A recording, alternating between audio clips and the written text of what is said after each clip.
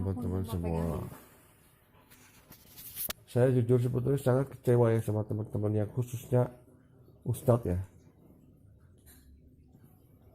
Saya bel berhari-hari, tidak ada yang merespon satupun. Kita ini masih saudara seukhuwah. Bagaimana? Akhirnya saya ngebel pendeta. Malah lebih gampang ngebel pendeta daripada ngebel Ustadz. Catat ya ini ya. Saya sangat kecewa, benar-benar sangat kecewa lah sama saudara-saudara muslim. Khususnya Ustadz-Ustadz ya. Terus apa yang mau kita andalkan untuk kita mau berdakwah itu nggak ada. Egoisme yang ada, egoisme.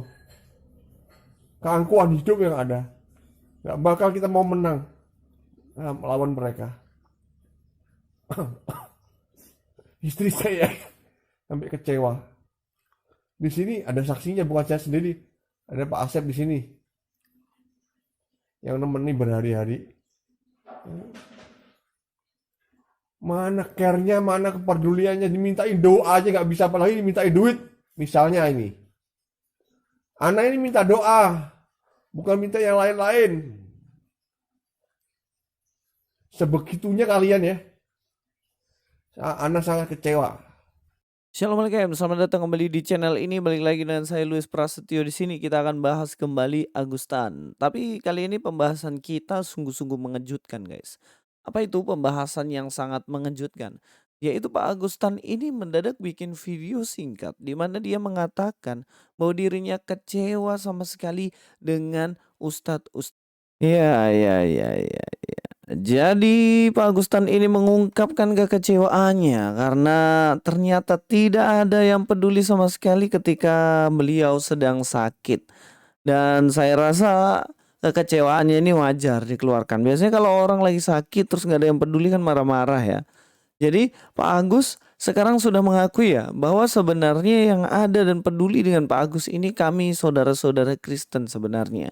Tapi saya mencoba untuk berpikir kenapa sebenarnya alasan kok banyak orang ustadz-ustadznya pada akhirnya tidak mau mendoakan ataupun datang berurusan dengan Pak Agustan. Ada beberapa catatan, saya akan membacakannya ya. Pertama itu bisa jadi mereka sedang takut terlibat karena Pak Agus tersandung kasus penistaan agama, ya kan? Jangan sampai nanti ustadz-ustadz ini yang sudah terdeteksi bahwa mereka ini sebenarnya murni untuk berdakwah tentang agama Islam, kemudian begitu terlibat dengan Pak Agustan ini, mereka pada akhirnya dituduh juga komplotan untuk penistaan agama lain. Nah, ini Pak Agus harus tahu karena Pak Agus sebelumnya memantati Alkitab dan juga mengentuti Alkitab ya. Jangan sampai kasus ini juga membuat mereka juga terbawa-bawa gitu loh. Padahal mereka sebenarnya murni untuk mau menyebarkan agama mereka sendiri gitu. Yang kedua bisa jadi mungkin Pak Agus ini sebenarnya nggak menguntungkan buat mereka. Apa keuntungannya ketika datang? Mungkin Pak Agus sendiri malah minta uang bukan memberikan uang bagi mereka. Dan ketidakmenguntungkan ini bisa jadi membuat Pak Agus ini akhirnya tidak didatangi dan tidak direspon sama sekali. Nah, kalau pendeta kan datang doain ya nggak minta duit gitu loh. Kita doakan juga biasanya kalau ada doa orang sakit ya nggak perlu lagi dibayar, nggak perlu dikasih uang gitu loh. Kayak saya sendiri saya datang ke jemaat justru saya yang datang untuk membawa buah kah atau membawa amplop kah untuk bisa mendukung orang yang sakit itu kemudian supaya cepat sembuh. Bukan jumlahnya, tapi bentuk care dan kepeduliannya. Sebenarnya lebih kepada itu gitu loh. Jadi bisa jadi memang karena nggak menguntungkan sama sekali Pak Agus sekarang. Kalau dulu kan Pak Agus menguntungkan ya bisa dipakai gitu.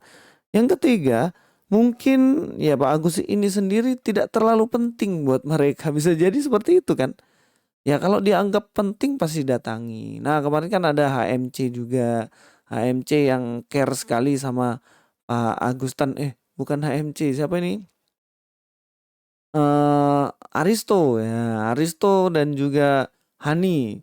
Dan sudah datang doain kan, atau jangan-jangan kemarin datang bukan untuk doain, tapi ngonten gitu kan. Nah, mungkin teman-teman yang lain juga itu ya mungkin menganggap bahwa Pak Agus ini nggak terlalu penting, makanya Pak Agus nggak didatangi. Yang selanjutnya bisa jadi ustadz-ustadz ini karena nggak kenal sama Pak Agus. Jadi yang didoakan adalah mereka-mereka yang kenal. Tapi itu masih hal-hal yang kemungkinan. Tapi itu dari sisi mungkin ya kesibukan mereka lah, intinya kayak gitu.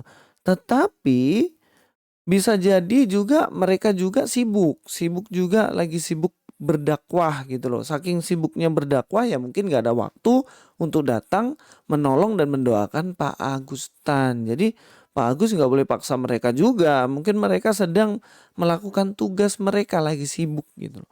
Tapi eh, bisa jadi gini loh. Ketika kesibukan para ustadz ini udah selesai, mungkin mereka akan menyediakan waktu untuk datang dan berdoa untuk Pak Agustan. Jadi Pak Agustan harus bersabar, harus berpikir positif, jangan mudah kecewa kepada ustadz-ustadz. Sekarang saya membela ustadz loh ya. Mungkin mereka lagi sibuk, mereka juga lagi ada kepentingan sehingga belum bisa datang sekarang.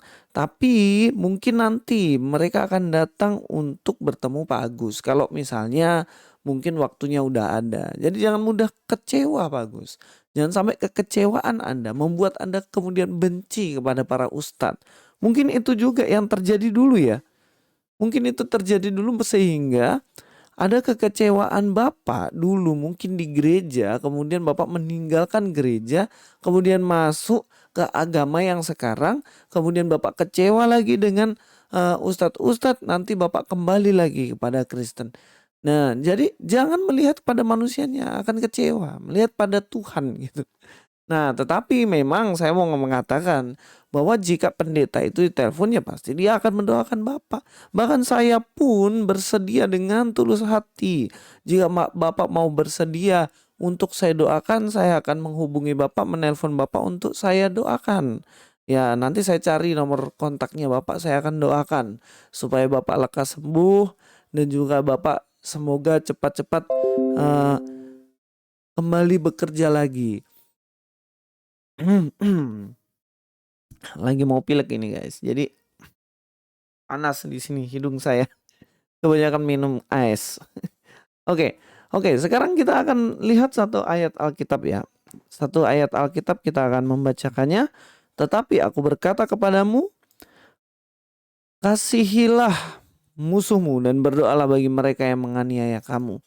Orang-orang yang menganiaya kita, yang menghina kita sebagai orang Kristen, kita tetap harus mendoakan. Dan ini perintah Tuhan. Bukan ketika kita dibenci, kita membenci dia balik. Tidak. Kami akan terus mendoakan hingga Bapak sembuh. Nah, saya juga percaya ya, bahwa perjalanan hidup seseorang itu belum berhenti. Ketika Bapak dulu katanya mantan pendeta, kemudian Bapak meninggalkan Kristen, dan Bapak ini kemudian menjadi ustadz. Saya sungguh percaya bahwa perjalanan orang belum berakhir. Yang mana sekarang mungkin sudah pindah agama, tetapi bisa jadi suatu saat nanti Bapak akan kembali kepada keselamatan iman kepada Kristus Tuhan kita. Karena apa? Karena perjalanan hidup itu belum berakhir. Bapak yang dulu mualaf, membenci sama sekali Kristen dengan kebencian yang luar biasa, bahkan sampai Alkitab dikentutin, begitu sakit, Bapak sudah mulai kecewa kepada tokoh agama Bapak dan berterima kasih kepada pendeta. Oh, itu OTW menuju Kristen lagi itu.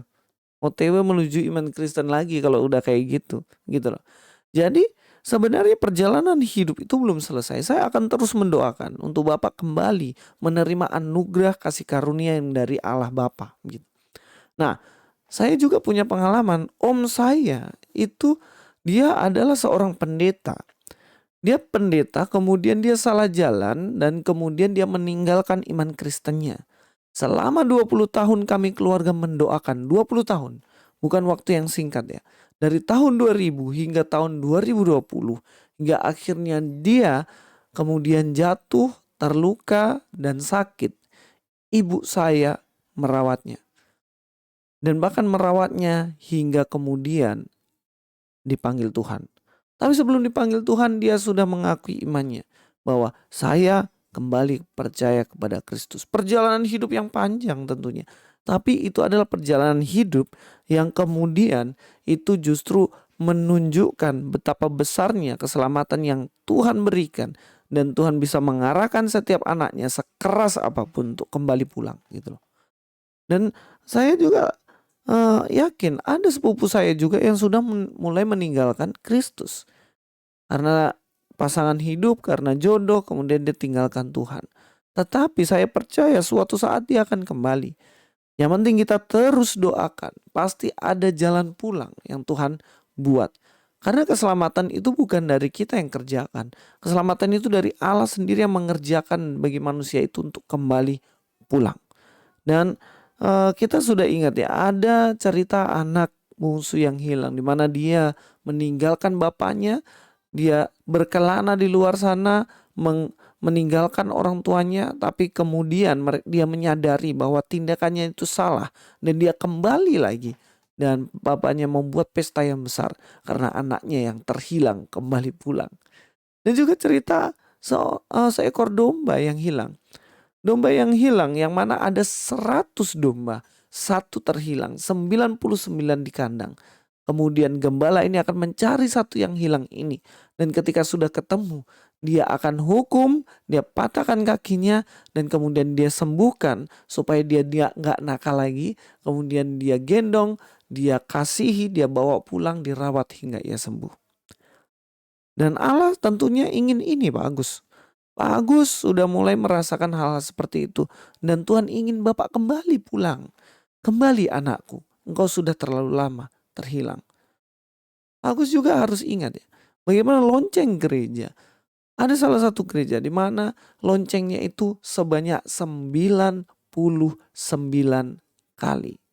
Pak Agus tahu kenapa? Lonceng gereja itu dipukul sebanyak 99 kali. Kenapa enggak 100 sih? Iya. Yang satu lonceng gak dipukul itu adalah kita. Yang dipanggil ke gereja. Memenuhi lonceng satu itu. Dimana kita 99 dan kita adalah satu yang terhilang itu. Dipanggil untuk ke gereja kembali pulang. Saya terus mendoakan Pak Agus supaya Pak Agus sembuh. Tidak hanya sembuh secara jasmani. Tapi sembuh secara rohani. Dan Tuhan yang Roh Kudus yang akan mengerjakan itu semuanya. Sampai ketemu di video selanjutnya. Luis Prasetyo di sini. God be with you all.